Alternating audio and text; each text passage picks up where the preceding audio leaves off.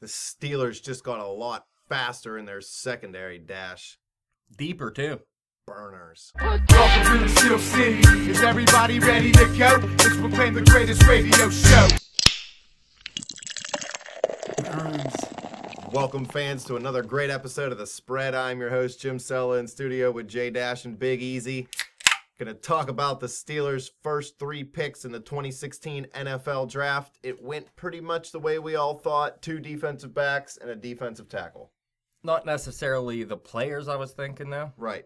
Because we all wanted Tyler Boyd in that second round. Well, it'd have been nice. I don't even know if that'd He taken said him he's if going to was tear there. up Pittsburgh. Did anybody see the tweet? Oh, come he on said he's now. thrown away all his Steelers stuff, and he's going Oh, to man. destroy. No, he did I not. swear to God, go read his Twitter account. Well, he has dude. to say Well, that, yeah. man. He's going to Cincy, and Okay, Cincy so now, is so so what's, mad at Pittsburgh. so now he's lobbying There it That's is. it. Bengals lobbyist. lobbyists. The Bengals went, and some fans believe they stole William Jackson III from the Steelers at pick 24. There are people who believe they took him just because they knew Pittsburgh wanted him.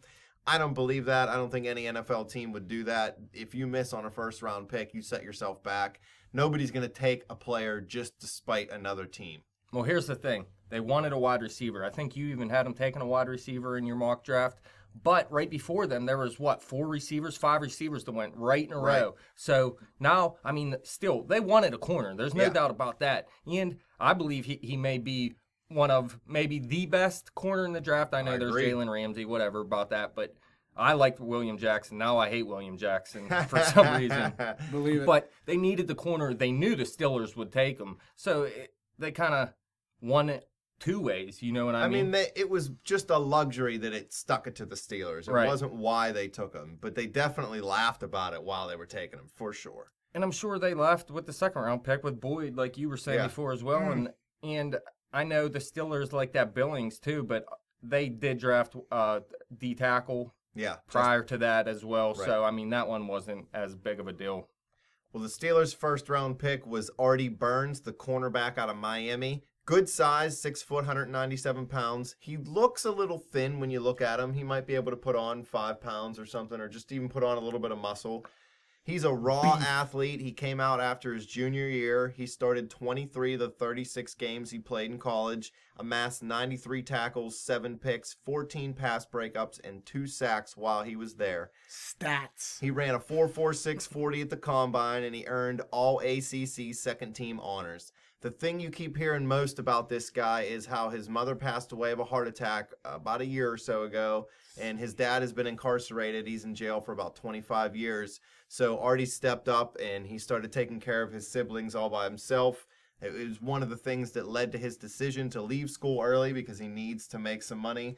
And I don't think anybody's questioning that because it's a different situation than a guy just leaving just because he wants money. This guy has people that depends on him. He has great character, so I think that's one of the reasons why the Steelers even looked at him or considered him. And I don't think the team is as disappointed as the fan base is by getting Burns instead of William Jackson. I think that they kind of rank them equally. They like Jackson's abilities better, I think, than Burns, and Jackson was more game ready for day one than Burns is. But I think the character and just talking with Burns, and they just really liked him as a person, and they think they can take his raw abilities and mold him into a great corner. Look at Ike Taylor, a 4th-round pick who never could catch, but they did turn him into a top corner in the league for a time at least. So Burns is more athletic. He's also good in bump and run and man coverage. This is another thing that I keep reading. So maybe the Steelers are going to try to get away from some of that dropping your corners 10 yards off the line of scrimmage and actually get in the face of some of these receivers so people like the Patriots can't just throw quick passes and torch us. I didn't know much about this guy when they drafted him, to tell you the truth. Me I either. didn't do as much research as I did in the past. I just didn't But- think this guy was a first-round pick. He was mostly rated as a second-round but pick. the Steelers are going to come out and tell you, you know what, we had Jackson and Burns ranked right around each Yeah, other. they're never going to say Burns was 10 players below him. Yeah, and you were questioning before the draft if 4 cornerbacks are off the board at this point, and there's the second best D tackle, let's say, which way would they go? Well, they gave you their answer. Yeah. And I mean, this is pretty surprising to me because Robinson dropped all the way to the middle second round. yeah, there's a few guys that I was surprised that drops as far as they did. But Artie Burns, I mean, they needed to bring in a cornerback. And now you got Willie Gay, Senquez Golson, Ross Cockrell, go with Burns here. And what's the other rookie from last season? Doran Grant. He might become a safety. We got to see on that. And speaking of safety, they went safety in the second round.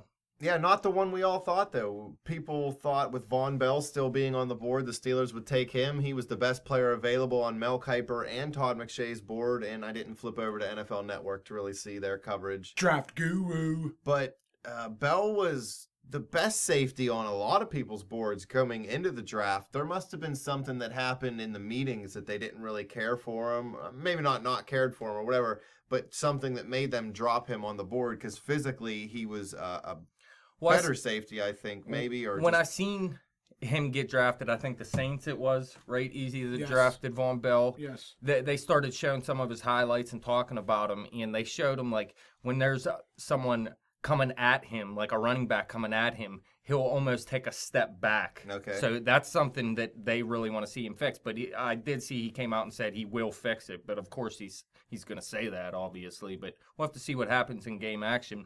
But that's something we know the Steelers really like. You got to be able to tackle. You got to be able to go up there and hit somebody. And it just didn't look like, from the highlights they showed at least, that Von Bell was someone that would do that. With the 58th pick, the Steelers took a safety, Sean Davis out of Maryland. A bigger guy, again, 6'1", 202 pounds. That's good size from your safety position. He also ran a 4.46 40. He had 70 tackles last year, and he was second in the nation with 5 forced fumbles and had 3 picks. He is a guy I keep hearing everybody saying, we have a safety who can cover tight ends now. As great as Troy Polamalu was, he still struggled a little bit against some of the great tight ends like a Rob Gronkowski or maybe a Jimmy Graham, just because Polamalu was a little smaller at only about 5'10", 180, 190 pounds.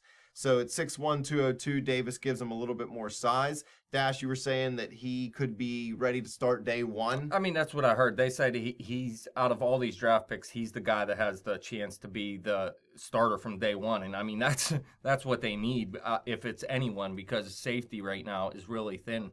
Well, the highlights they showed on this dude just showed him hitting people. Lighting people up. Yeah, I hear he hits real hard. I didn't see a lot of tape. This is another guy I didn't really expect the Steelers to look at, so I was a little caught off guard when they drafted him. But he's a big guy. He's a big hitter. I've heard him compared to Ryan Clark, although I don't know if that's a good comparison because Clark whiffed on some tackles trying to hit too hard sometimes, and he was a free safety, not a strong safety. Right. We need a strong safety playmaker. So we need this guy to be able to come up in the box and blitz a little bit and stuff the run, but also make plays in the passing game. Even if it's not interceptions, it's got to be pass breakups. The reason the defense wasn't complete garbage last year, and I'm not hating on them, because they created these turnovers, but they got a lot of turnovers. If that falls off and they give up the passing yards that they gave up last year, they're going to be in trouble. So they either need to shore up the yards and, then they can afford to have a few less interceptions or turnovers, or they need to keep up with those turnovers, and that'll help the defense stay afloat and keep them at only around 20 points a game like last year. Right, but I think a lot of those turnovers were forced by the front seven as well. Definitely. And the front seven added some help. Defensive tackle Justin Hargrove out of South Carolina State. He was the 89th pick in the draft. He's 6'2", 305 pounds. He's a big guy who can rush the passer up the middle. He had 37 sacks while he was in college, 13.5 in his last season. He's a guy who can help spell Tuitt and Hayward in those sub packages when they run nickels and dime, when they go to that 3-3-5 that they've been running a lot. He can get to the quarterback up the middle. Steve McClendon was solid in his position, but you didn't really see him put pressure on the quarterback up the middle. Casey Hampton never did, but that wasn't his job. But the Steelers are straying away, I think, from the 3-4 a little bit now. Not saying it's not going to be their base defense, but not very many teams are in their base defense a whole lot anymore. So Hargrove, he's a project. I'm not saying he's going to be able to come in day one and be a dominant guy. He's going to have to learn, but he has 2 good guys to learn from with Hayward and Tuitt. He's got a great D-line coach, a great defensive coordinator. So the sky's the limit for this guy. He has the size. He has a high motor. A few tapes that I did see on him after we drafted him, this guy just kind of goes at the quarterback or at the ball pretty much nonstop, and he doesn't take plays off. So that's definitely somebody we need. I expect him to to keep taking some defensive linemen because they need a rotation at least a little bit. You know, they need somebody to spell these guys. And it's just a known fact over the last decade and a half. You got them big beasts up front, and you shut down that run, and you intimidate the team. And the black and gold, and that's all you need is the uniform and big dudes up front. Please believe. That's it. Because I just, you know, we were privileged to see Casey Hampton. Yeah, dude, big snack. Thought it was done. Dude was a beast. I mean, it was just fun to see him play. And it's the impact that makes when you can, you know, Hold up two people. Be a star at that Yeah. position changes a game. Definitely.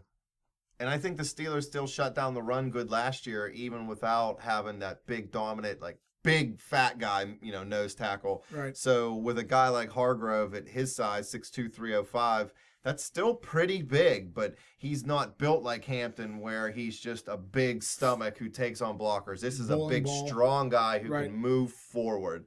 So hopefully between him and Dan McCullers, they can, you know, be a nice little 1-2 combo there at the nose tackle position. I just want to shout out Vince Wolfork because that dude is a I loved him. dude. beast. As much as I hate all the Patriots. Yeah, it I mean, doesn't we matter. we He hate did we it. hate the Patriots, but like I hate the Yankees, but I love Jeter. I hate the Patriots, but Vince Wolfork was a true champion. Anybody see Ray Lewis's son is under investigation for sexual assault? No. Means nothing to me. I just figured it was a side note that Oh. Steeler fans would find interesting. And shout out to Kurt Schilling. Keep your head up. On a lighter note, keep Kurt. your head up, player. Well, let's hope the Steelers can add a couple more players here in the 4th, 5th, 6th, and 7th round to help out. Hopefully they can get some depth guys, maybe a starter. It'd be nice to see these top 3 picks, at least by season's end, be making a contribution. You And don't not get expect all injured for 3 the of them to season start, before the season but starts. you would like to see Hargrove in a rotation, and it would be nice to see Burns be able to take a starting position and maybe let Nickelback. it'd be sweet, and this probably won't happen, but it would be really nice if Burns could play on the outside, Golson could play on the outside, and Willie Gay could play in the slot, because that's where Willie Gay is his best. And if those two on the outside were playing well enough to start, then they're playing their best, and that would be great, but that's a long shot. In my opinion, Dreaming. you're not going to see Burns on the field much this upcoming season. Well, I as the don't- season moves along, This I that mean, has changed. Look at Ryan Shazier. He played a lot his rookie year. Bud Dupree played a lot his rookie year. Cam Hayward played a lot his rookie year. They're bucking that trend where they don't play him. Now, will he start day one? Probably not. But maybe by Unless game he shines. 5. Don't Yeah, get me wrong. If he shines, he'll be in Senquez there. Golson would have been playing last year at Definitely. some point, man. yeah. If he didn't tear his labrum in camp, he would have been playing. But I expect to see Golson and Burns make a contribution on defense, not just special teams, especially by season's end. They have to if they want to make it to a Super Bowl. They need impact players, and that's why they went defensive backs with the first 2 picks. Mhm. Do you guys think the Steelers maybe, you know how they always only take the best player available? Do you think they might have had somebody ranked higher than Burns but needed that Absolutely. position so bad that they went after the best corner? I think so. Hopefully it works out for us. I think that's a bad move when you do that. That's why they don't do it a lot. But, I mean, they've had it was some stupid Sports Illustrated thing. I don't know how they figured it out, but according to them, the Steelers have been the best at drafting since this type of, the modern draft era has started. So we'll see. Fans, any questions or comments you have for us, hit us up on Twitter at bet_the_spread. Hit me up on Twitter at betjimthewin. Check out the Facebook page at facebook.com/betthespread. Keep coming back to YouTube for our great sports coverage. Everybody click subscribe.